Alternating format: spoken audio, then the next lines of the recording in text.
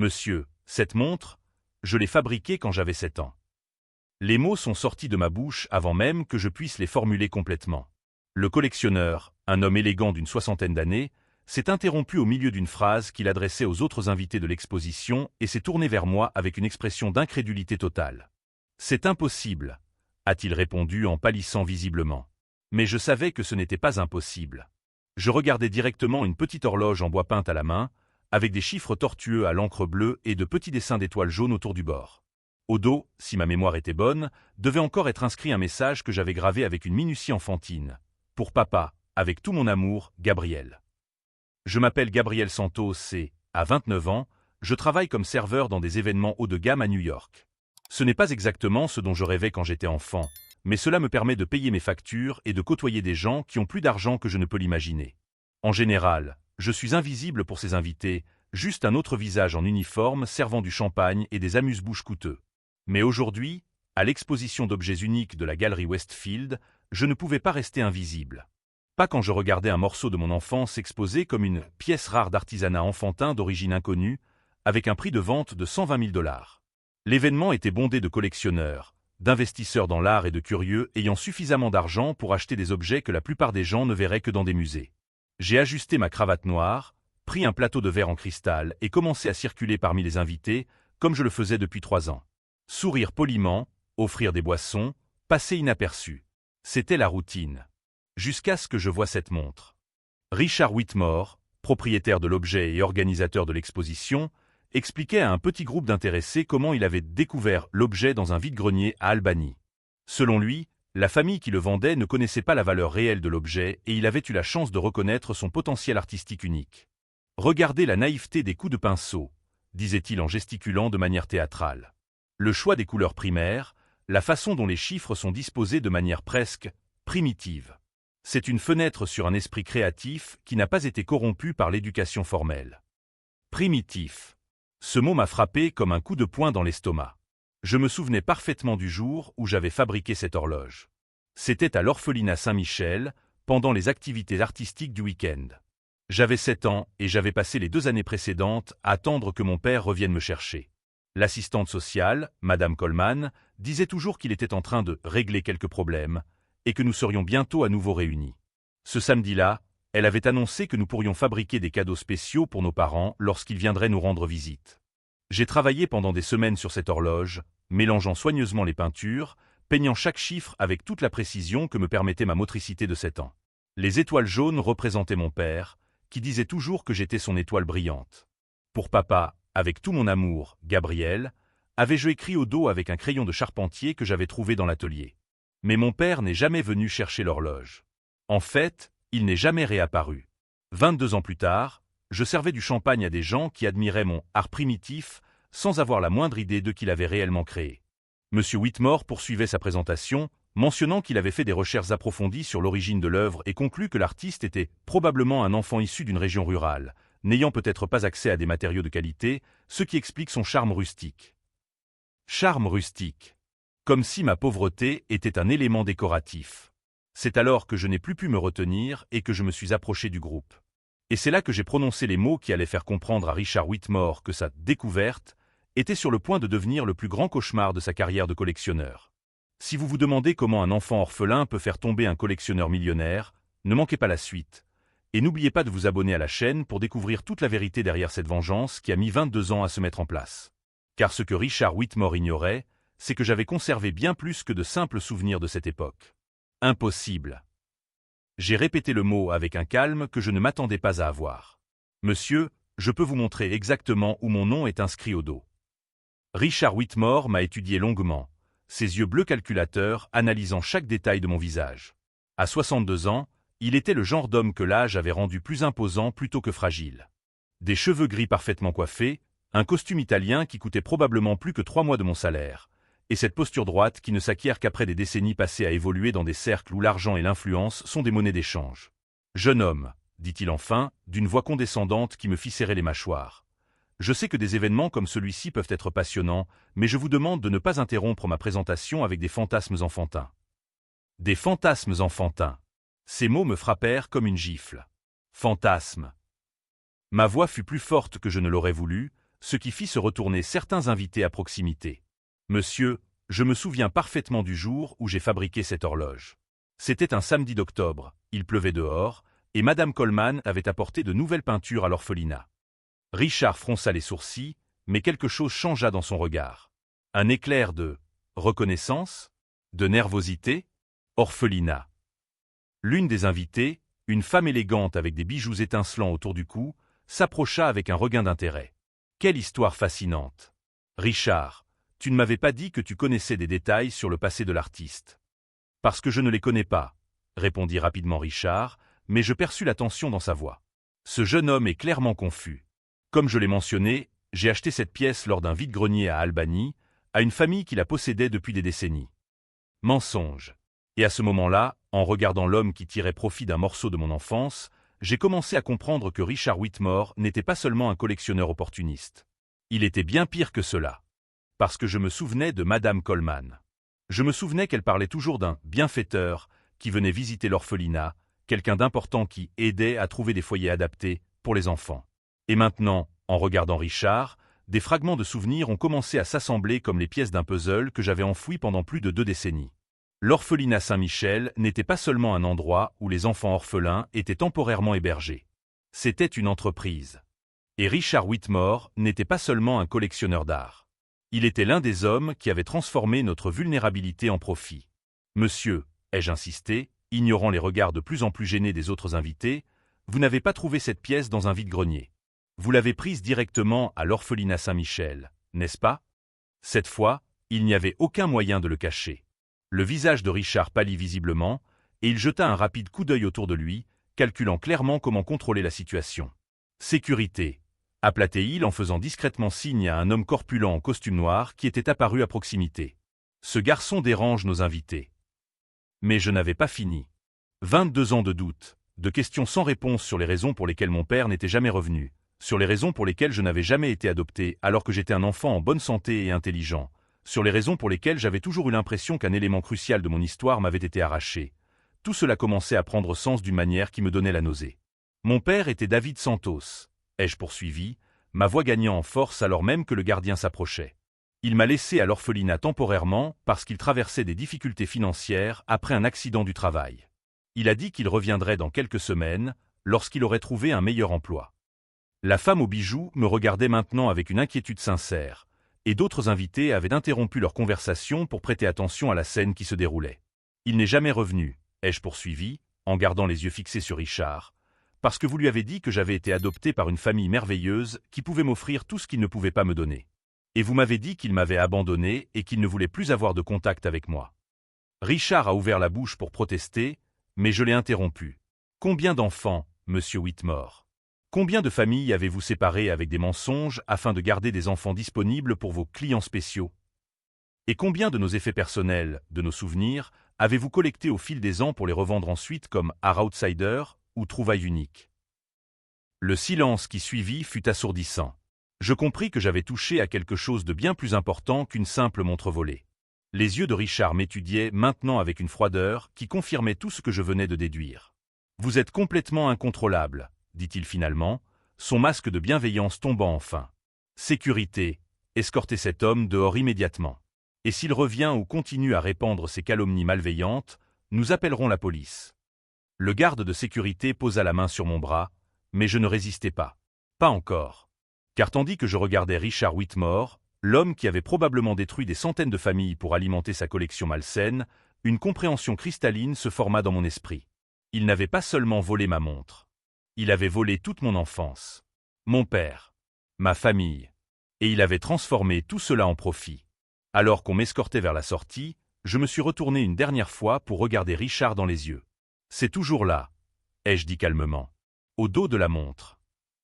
Pour papa, avec tout l'amour de Gabriel. Mais nous savons tous les deux que vous n'avez jamais vérifié cela lorsque vous l'avez ajouté à votre collection, n'est-ce pas? J'ai vu le moment précis où Richard a compris que je connaissais vraiment des détails que seul le véritable créateur de l'œuvre pouvait connaître. Et j'ai également vu le moment où il a réalisé que sa petite opération lucrative venait de trouver quelqu'un qui n'avait pas l'intention d'accepter simplement le silence. Car ce que Richard Whitmore ne comprenait pas, c'est que lorsque vous volez l'enfance de quelqu'un, vous créez également un adulte qui n'a absolument rien à perdre. Et je venais de décider qu'il était temps qu'il apprenne exactement ce que cela signifiait. À l'extérieur de la Westfield Gallery, assis sur un banc public sous la lumière jaune des lampadaires, j'ai ressenti tout le poids de ce que je venais de découvrir. Il ne s'agissait pas seulement d'une montre volée. Il s'agissait d'une opération systématique qui avait détruit des familles entières, y compris la mienne. J'ai pris mon téléphone portable et, pour la première fois depuis des années, j'ai tapé le nom que j'avais essayé d'oublier, David Santos Albany, New York. Ma main a légèrement tremblé lorsque j'ai appuyé sur « Rechercher ». Les résultats sont apparus instantanément. Nécrologie du Albany Times Herald, mars 2011. David Santos, 42 ans, est décédé dans un accident de chantier. Il laisse derrière lui un fils, Gabriel Santos, dont on ignore où il se trouve. On ignore où il se trouve. Mon père était mort en me cherchant, et je ne savais même pas qu'il était en vie. J'ai lu la nécrologie 3 fois avant que les mots ne me pénètrent vraiment. Mon père avait travaillé dans le bâtiment après l'accident qu'il avait temporairement rendu invalide. Il avait économisé de l'argent pendant 2 ans pour récupérer son fils du système d'adoption. Selon l'article, il se rendait régulièrement dans les bureaux des services sociaux pour tenter de trouver des informations sur ma localisation. Il n'avait jamais renoncé à moi. Richard Whitmore nous avait menti à tous les deux. Mon téléphone a sonné, me tirant de ma transe. C'était mon superviseur de la société de restauration. « Gabriel, je dois te parler. Le client de Westfield a appelé.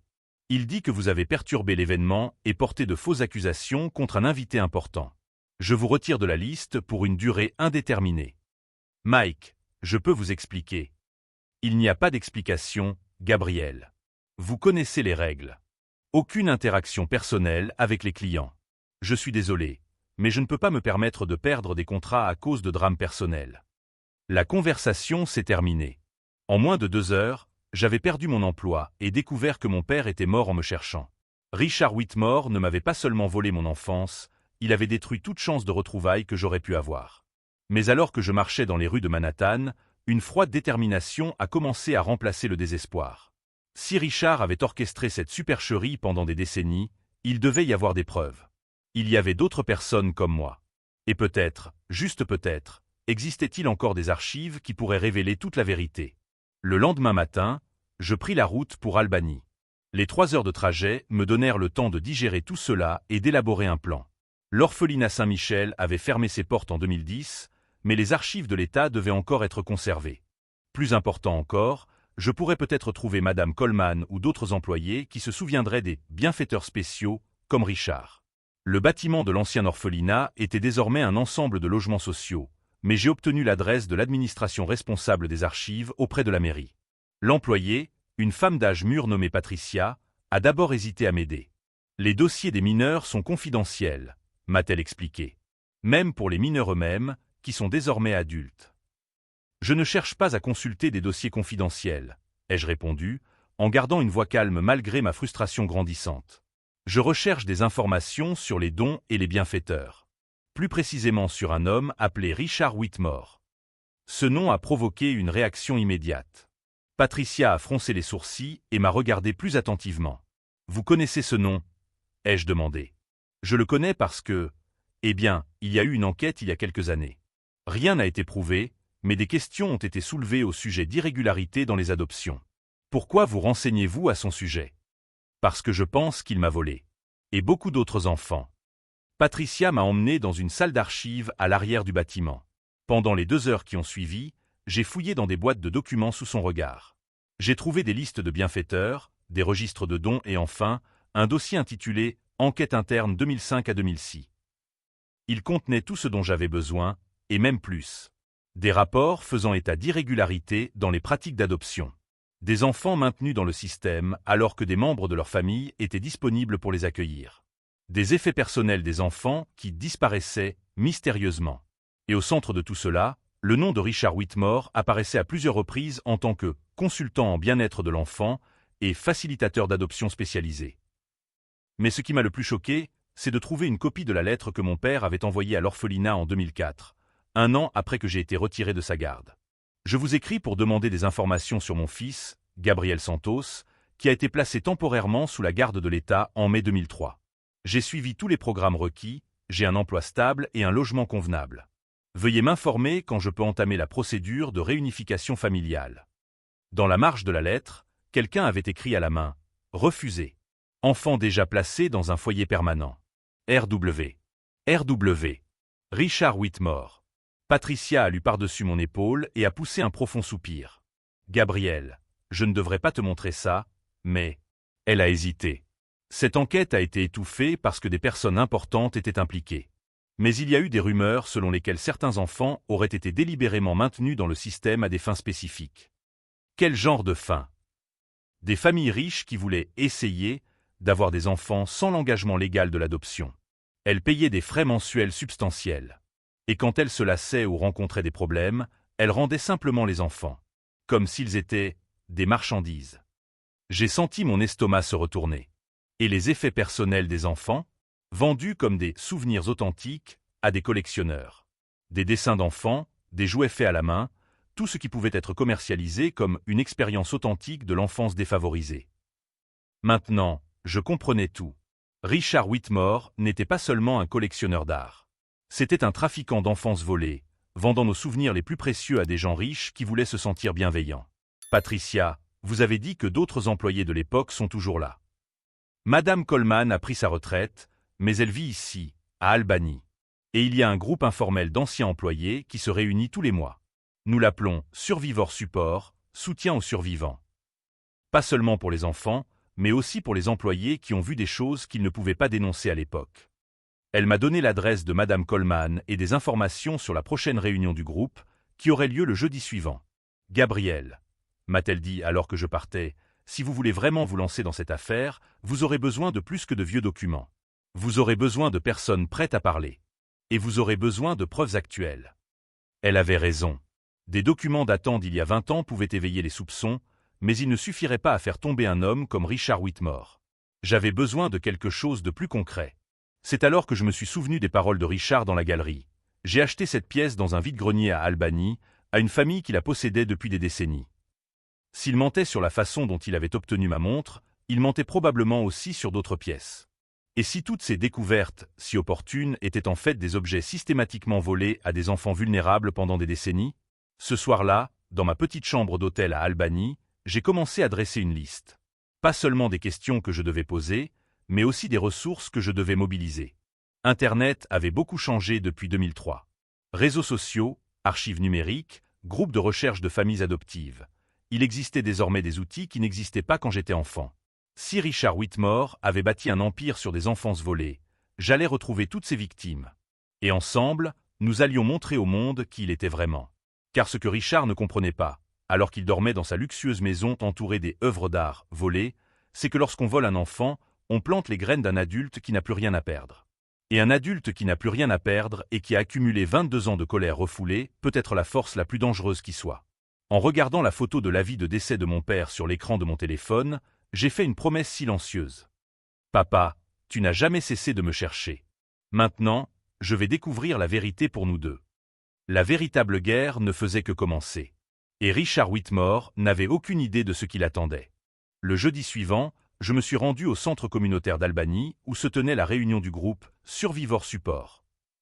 Je m'attendais à trouver peut-être 5 ou 6 anciens employés nostalgiques partageant des souvenirs difficiles. Ce que j'ai trouvé était complètement différent. 17 personnes assises en cercle. D'anciens employés, certes, mais aussi d'anciens résidents comme moi. Des adultes âgés de 25 à 40 ans qui avaient passé par le système entre 1992 et 2010. Et lorsque j'ai commencé à raconter mon histoire sur Richard Whitmore et la montre, les réactions n'ont pas été de surprise. Elles ont été de reconnaissance. J'avais un lapin en peluche, a déclaré une femme d'environ 35 ans, prénommée Jennifer. Ma grand-mère l'avait tricoté pour moi avant de mourir. C'était littéralement la seule chose qui me restait d'elle. Quand j'ai été placé dans une famille temporaire, dans le cadre du programme spécial de M. Whitmore, le lapin a disparu. Ils ont dit que je l'avais perdu. Ma guitare, a ajouté un grand homme noir qui s'est présenté sous le nom de Marcus. J'avais économisé pendant 2 ans pour l'acheter. Quand j'ai demandé où elle était, on m'a répondu qu'elle était inappropriée pour l'environnement familial chrétien dans lequel j'avais été placé. Madame Coleman, aujourd'hui âgée de 72 ans, mais toujours aussi perspicace, m'a pris à part après la réunion. Gabriel, je me souviens de toi. Et je me souviens aussi de la montre. Tu as travaillé dessus pendant des semaines. Elle hésita. Et je me souviens de ton père. Il appelait sans cesse. Il venait en personne au moins une fois par mois pendant les 2 premières années. Pourquoi a-t-il arrêté? Parce que Richard a convaincu l'État que les visites étaient perturbantes pour le processus d'adaptation de l'enfant.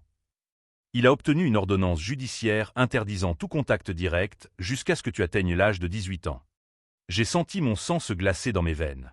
Une ordonnance judiciaire basée sur quoi? Des allégations d'instabilité mentale du père. Richard a présenté des rapports psychologiques affirmant que David Santos présentait un comportement obsessionnel et potentiellement dangereux à l'égard de la récupération de son fils. De faux rapports. Complètement inventés. Je le savais parce que j'accompagnais personnellement chaque visite. Votre père était un homme brisé, désespéré, mais jamais instable ou dangereux. C'était juste un père qui essayait de récupérer son fils. Ce soir-là, à l'hôtel, j'ai créé un compte Facebook avec mon vrai nom et j'ai commencé à rechercher d'autres survivants de l'orphelinat São Miguel. En 2 heures, j'avais entamé 15 conversations privées. Des personnes qui se souvenaient d'objets précieux disparus, de séparations familiales inexplicables, de promesses non tenues. Plus important encore, j'ai découvert que 3 d'entre elles avaient reconnu leurs biens vendus en ligne au fil des ans. Une poupée apparue dans une vente aux enchères des antiquités rares pour 8 000 $. Un journal intime artisanal vendu comme littérature outsider authentique pour 12 000 $. Une sculpture en argile proposée comme art primitif d'origine inconnue pour 25 000 $. Toutes ces pièces avaient été vendues grâce aux relations de Richard Whitmore. Mais lorsque j'ai essayé de trouver des preuves concrètes, j'ai rencontré ma première grande frustration. Richard était devenu beaucoup plus sophistiqué au fil des ans. Ses ventes passaient désormais par des intermédiaires, des ventes aux enchères réputées, des documents apparemment légitimes. Il avait appris à couvrir ses traces. C'est alors que j'ai reçu un appel inattendu. Monsieur Santos, je m'appelle David Chen, je suis journaliste d'investigation à l'Albany Tribune. Madame Coleman m'a communiqué vos coordonnées. J'ai entendu dire que vous aviez des informations sur des irrégularités dans les opérations de l'ancien orphelinat Saint-Michel. J'ai quelques soupçons, mais j'ai besoin de plus de preuves.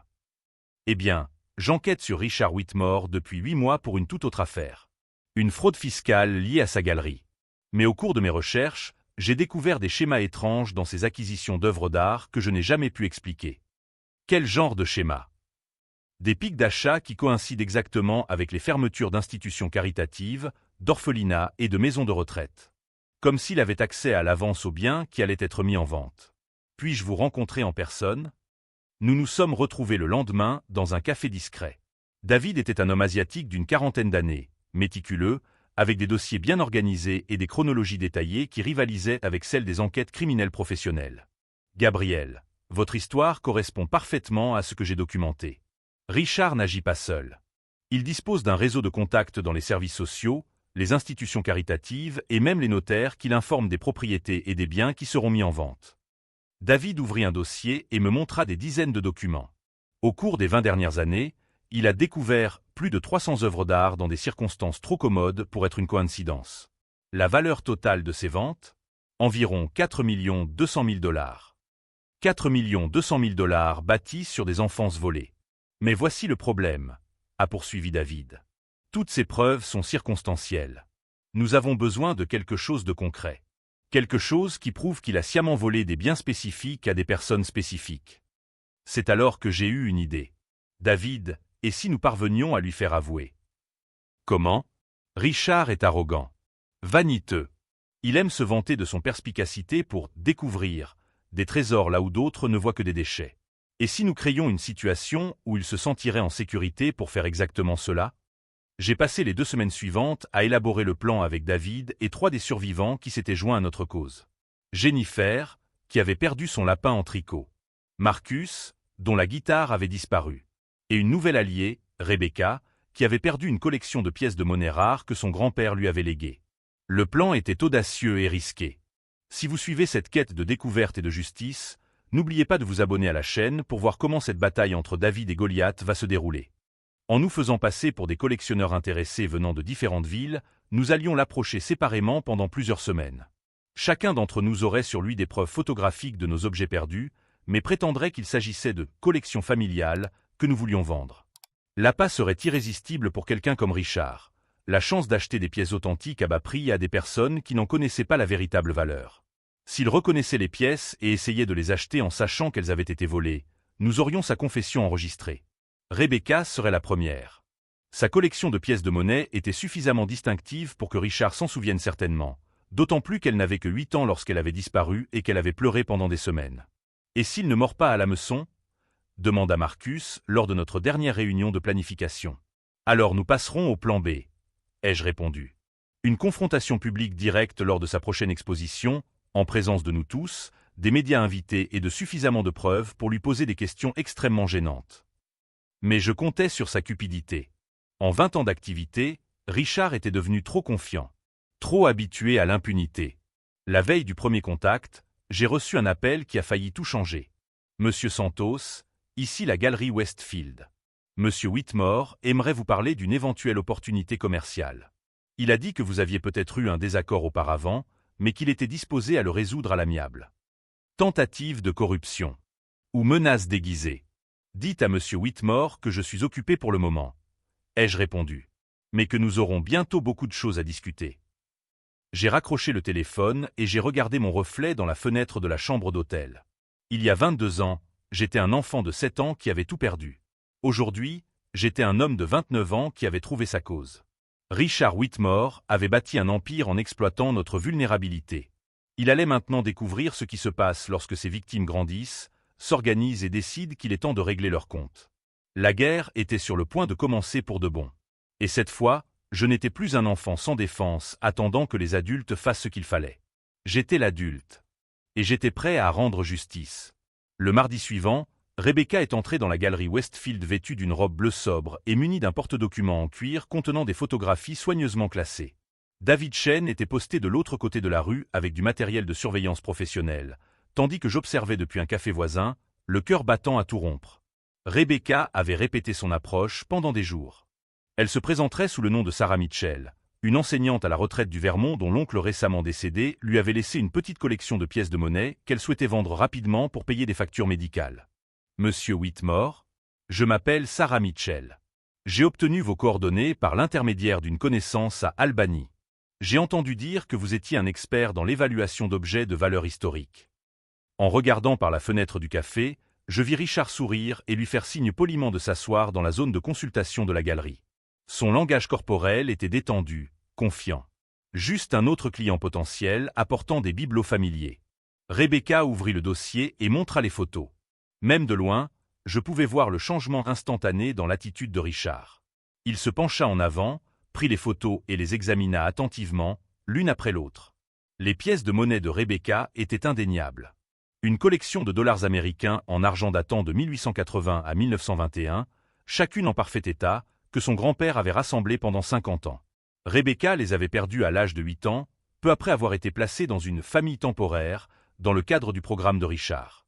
Pendant 15 minutes, j'ai observé Richard examiner les photos, poser des questions, essayant clairement d'évaluer si Rebecca ignorait vraiment la valeur des pièces. Grâce à l'équipement de David, j'ai pu entendre des bribes de la conversation. Ce sont des pièces très spéciales. Le marché est limité pour ce type d'article. Je peux vous offrir 1500 $ pour toute la collection. 1500 $ pour une collection qui en valait au moins 80 000. Mais quelque chose a alors mal tourné. Richard s'est tu, a examiné Rebecca plus attentivement, et j'ai vu le soupçon commencer à se former dans ses yeux. « Mademoiselle Mitchell, dit-il lentement, puis-je vous demander comment votre oncle a obtenu cette collection particulière ?» Rebecca hésita une fraction de seconde, mais cela suffit. Richard l'avait remarqué. Il collectionnait les pièces depuis de nombreuses années, répondit-elle, mais sa voix avait perdu de son naturel. Richard se cala dans son fauteuil, ses yeux scrutant désormais chaque détail du visage de Rebecca. Je vis le moment précis où il la reconnut. « Rebecca, dit-il doucement. Rebecca Morrison. Vous aviez 8 ans lorsque ces pièces ont disparu de votre chambre à l'orphelinat Saint-Michel. » Le plan s'effondrait sous nos yeux. Rebecca a essayé de garder son sang-froid, mais Richard s'était déjà levé. « Quelle extraordinaire coïncidence !» a-t-il poursuivi, d'une voix si froide qu'elle m'a glacé le sang. Une enfant qui vivait dans un établissement où je travaillais réapparaît des décennies plus tard avec des photos d'objets qui ont peut-être été perdus dans des circonstances très particulières. C'est là que j'ai compris que nous avions complètement sous-estimé Richard. Ce n'était pas seulement un opportuniste. C'était un prédateur calculateur qui avait mémorisé chaque enfant, chaque objet, chaque détail de son opération. Monsieur Whitmore, a tenté Rebecca, je pense qu'il y a eu un malentendu. Oh, il n'y a aucun malentendu, a répondu Richard en prenant son téléphone. En fait, je pense que vous et vos amis vous êtes peut-être lancés dans une tentative d'extorsion très mal planifiée. Mon cœur s'est arrêté. Il retournait la situation contre nous. C'est alors que mon propre téléphone a sonné. Richard. Gabriel Santos, a-t-il dit lorsque j'ai répondu. Je sais que vous nous observez depuis le café du coin. Pourquoi ne pas nous rejoindre? Je suis sûr que nous pouvons régler cela de manière civilisée. Je n'avais pas le choix. J'ai traversé la rue et suis entré dans la galerie, où Rebecca était visiblement nerveuse et Richard affichait un air de triomphe contrôlé. Messieurs, a-t-il dit en me voyant entrer, quelle opération créative vous avez montée? Ça a presque marché. Presque? Ai-je demandé, en essayant de garder une voix ferme. Vous pensez vraiment que je ne garde pas de traces de chaque enfant qui est passé par les institutions où j'ai travaillé? Que je ne reconnaîtrai pas les visages que j'ai vus grandir? Richard a ri, un rire dépourvu d'humour. Gabriel Santos, fils de David Santos. Rebecca Morrison, petite-fille de Theodore Morrison. Tous deux avec des antécédents disons, des problèmes d'adaptation émotionnelle. Il était en train de construire un récit. Il faisait de nous les méchants. Et maintenant, continua-t-il, vous arrivez avec une histoire élaborée sur des objets volés, essayant de me faire chanter avec des accusations sans fondement. Elles ne sont pas infondées, répondis-je. Et vous le savez. Je sais que deux personnes instables essaient de rejeter la responsabilité de leurs propres difficultés dans la vie sur un membre respecté de la communauté. Richard reprit son téléphone. Mais ne vous inquiétez pas. Je vais appeler la police tout de suite. C'est à ce moment-là que j'ai pris conscience de notre véritable avantage. Richard était tellement concentré sur le fait de nous intimider, tellement sûr de sa position de pouvoir, qu'il n'avait pas remarqué que David Chen était entré dans la galerie 5 minutes plus tôt et enregistrait tout depuis un endroit discret près de la section des sculptures. Monsieur Whitmore, dis-je calmement, avant de passer cet appel, pourriez-vous me montrer à nouveau le dos de ma montre? Votre montre. Il fronça les sourcils. Je ne vois pas de quoi vous parlez. La montre qui est exposée là-bas, dis-je en montrant la pièce qui se trouvait toujours dans la salle d'exposition. Celle que vous prétendez avoir achetée dans un vide-grenier, mais sur laquelle mon nom est inscrit au dos. Richard hésita. C'était un piège et il le savait, mais il ne pouvait pas refuser sans donner l'impression de cacher quelque chose. Très bien, dit-il finalement. Réglons cela une fois pour toutes. Il nous conduisit dans la salle d'exposition, retira délicatement la montre de son support et la retourna. Là, écrit à l'encre verte délavée mais encore lisible, se trouvait « Pour papa » avec tout l'amour de Gabriel. « Comment expliquez-vous cela » demandai-je. Richard examina l'écriture pendant un long moment, évaluant clairement ses options. « Beaucoup d'enfants s'appellent Gabriel » dit-il finalement. « Cela ne prouve rien. »« Pas tout seul » acquiesçai-je. « Mais combiné au fait que vous étiez mon assistant social, que vous teniez des registres détaillés de tous vos enfants et que vous venez d'admettre m'avoir immédiatement reconnu. Eh bien, cela commence à former un schéma intéressant. » Je vis le moment précis où Richard réalisa qu'il s'était incriminé. Son expression passa de l'arrogance à quelque chose qui ressemblait beaucoup à de la panique. « Vous n'avez aucun moyen de prouver que je vous ai volé cela. » En fait, dit une nouvelle voix derrière nous, il en a un. Nous nous retournâmes pour voir David Chen s'approcher, une caméra professionnelle toujours en marche. « Monsieur Whitmore, je suis David Chen, journaliste d'investigation à l'Albany Tribune. Je viens de vous enregistrer en train d'admettre que vous conservez des dossiers sur chaque enfant, des institutions où vous avez travaillé, de reconnaître instantanément M. Santos alors que vous prétendez ne pas le connaître, et de démontrer une connaissance intime des antécédents personnels de M. Santos et de Mlle Morrison. » Richard pâlit visiblement. Ajoutez à cela les documents que nous avons obtenus des archives de l'État, notamment des correspondances dans lesquelles vous recommandiez de maintenir certains enfants dans le système alors que des membres de leur famille étaient disponibles, et des registres de vente qui montrent une tendance à des découvertes, opportunes coïncidant avec la fermeture d'institutions. David fit une pause, laissant les implications s'imposer. Eh bien, cela constitue un dossier assez convaincant pour justifier une enquête criminelle approfondie. Le silence qui suivit fut assourdissant. Richard regarda tour à tour Rebecca, David et moi, cherchant clairement une issue qui n'existait pas. C'est alors qu'il commit son erreur finale. « Écoutez, dit-il, sa voix ayant perdu toute son arrogance précédente, nous pourrions peut-être trouver un accord. Financier. Pour vous tous. Pour régler cela discrètement. » David sourit, continuant à enregistrer. « Monsieur Whitmore, vous venez de proposer un pot de vin pour éviter des accusations de vol à la télévision nationale. Je pense que notre conversation s'arrête là. Richard comprit enfin, de manière définitive, qu'il avait perdu. Pas seulement la bataille, mais toute la guerre. Son opération, menée depuis des décennies, était sur le point d'être dévoilée. Sa réputation allait être détruite et sa liberté était en jeu. En regardant l'homme qui m'avait volé mon enfance faire face à la réalité des conséquences, j'ai ressenti quelque chose d'inattendu. Ce n'était pas une satisfaction vengeresse, mais une sorte de paix silencieuse. La vérité allait enfin être révélée. Et Richard Whitmore était sur le point de découvrir que lorsque vous bâtissez un empire sur des vies volées, ces vies finissent par grandir et revenir vous réclamer leur dû. 3 semaines plus tard, l'histoire de David Chen faisait la une de l'Albany Tribune avec le titre « Une escroquerie vieille de plusieurs décennies exploitait des orphelins pour un profit de plusieurs millions ». Les répercussions furent immédiates et dévastatrices pour Richard. En moins de 48 heures, le FBI avait saisi tous les registres de la Westfield Gallery. Le département des services sociaux de l'État a ouvert une enquête approfondie sur les irrégularités commises pendant la période où Richard a travaillé comme assistant social. 17 anciens orphelins se sont présentés comme témoins, chacun avec des histoires similaires de biens perdus et de familles séparées inutilement. Richard a été officiellement inculpé de 16 crimes, dont vol, falsification de documents officiels, fraude à l'égard de programmes gouvernementaux et corruption d'un fonctionnaire. Lors de l'audience de mise en liberté sous caution, j'ai observé depuis le fond de la salle d'audience l'homme qui avait détruit des centaines de familles implorer le juge de faire preuve de clémence. « Votre honneur », a-t-il dit d'une voix qui n'avait plus rien d'arrogant, « j'admets avoir commis des erreurs de jugement, mais je n'ai jamais eu d'intention malveillante. » Le procureur a présenté des preuves montrant que Richard avait gagné plus de 4,8 millions de dollars en 20 ans en exploitant des enfants vulnérables. La caution a été refusée. 2 mois plus tard, pendant le procès, j'ai eu l'occasion de faire ma déclaration de victime. J'ai regardé Richard droit dans les yeux en parlant. « Monsieur Whitmore, vous n'avez pas seulement volé une montre. Vous avez volé la chance de grandir en connaissant l'amour de mon père. Vous avez volé 22 ans d'une vie qui aurait pu être complètement différente. Mais vous m'avez aussi appris quelque chose de précieux, que lorsque la justice tarde à venir, nous devons parfois la rendre nous-mêmes. » Le juge a condamné Richard à 15 ans de prison et à la restitution complète de tous les profits tirés de son escroquerie. La galerie Westfield a été définitivement fermée et toutes les pièces volées ont été rendues à leur famille d'origine ou données à des associations caritatives. J'ai récupéré ma montre lors d'une petite cérémonie privée. Lorsque je l'ai tenue à nouveau dans mes mains, après plus de 2 décennies, je n'ai ressenti ni colère ni tristesse. J'ai ressenti de la paix. C'était comme si une partie de moi-même qui avait été perdue était enfin revenue à la maison.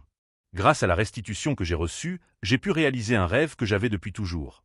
J'ai créé la Fondation David Santos, spécialisée dans la réunification des familles séparées par le système d'adoption et dans la protection des droits des enfants placés en institution. J'ai engagé David Chen comme directeur des enquêtes, et ensemble, nous avons déjà réuni 43 familles qui avaient été séparées par des irrégularités similaires. Rebecca, Marcus et les autres survivants sont devenus conseillers de la Fondation. Nous avons transformé notre douleur collective en objectif, notre colère en action constructive. Il y a 6 mois, j'ai reçu une lettre en prison. Elle venait de Richard. Il demandait pardon et disait avoir trouvé un sens à sa vie grâce à la réflexion. Je n'ai pas répondu. Le pardon est quelque chose que chacun doit trouver par lui-même, à son rythme. Mais il y a une semaine, quelque chose d'extraordinaire s'est produit. Une femme m'a contacté pour me dire qu'elle cherchait des informations sur le fils qu'elle avait été contrainte de donner à l'adoption en 1997. Son nom, Angela Martinez. Et le travailleur social qui l'avait convaincu que ce serait mieux pour l'enfant, Richard Whitmore. J'ai retrouvé son fils en 3 jours. Il vivait à seulement 2 heures de route et cherchait lui aussi sa mère depuis des années. Les retrouvailles ont eu lieu au siège de notre fondation, et voir cette étreinte après 25 ans de séparation m'a rappelé pourquoi tout cela en valait la peine. La montre que j'avais fabriquée à l'âge de 7 ans se trouve désormais sur mon bureau. Elle n'est plus un symbole de ce que j'ai perdu, mais un rappel de ce que j'ai réussi à récupérer. Ce n'est pas seulement un objet, mais la compréhension que même dans les plus grandes injustices, il y a des graines de transformation. Richard Whitmore a tenté de tirer profit de notre vulnérabilité, mais il a fini par rassembler des victimes qui sont devenues des guerriers. Il voulait nous rendre invisibles, mais il a fini par mettre en lumière un problème systémique qui fait désormais l'objet d'une législation spécifique visant à le prévenir. Si cette histoire de justice et de transformation vous a inspiré, abonnez-vous à la chaîne pour découvrir d'autres récits sur la façon dont des gens ordinaires ont trouvé la force d'affronter l'injustice et de construire quelque chose de mieux à partir de leur douleur. Car parfois, quand quelqu'un tente de vous voler votre passé, vous découvrez que vous avez le pouvoir de reconstruire non seulement votre avenir, mais aussi celui de nombreuses autres personnes. Le garçon de 7 ans qui a perdu sa montre a grandi et est devenu l'homme qui protège les autres enfants afin qu'ils ne perdent pas ce qui leur appartient de droit, leur famille, leurs souvenirs et leur avenir.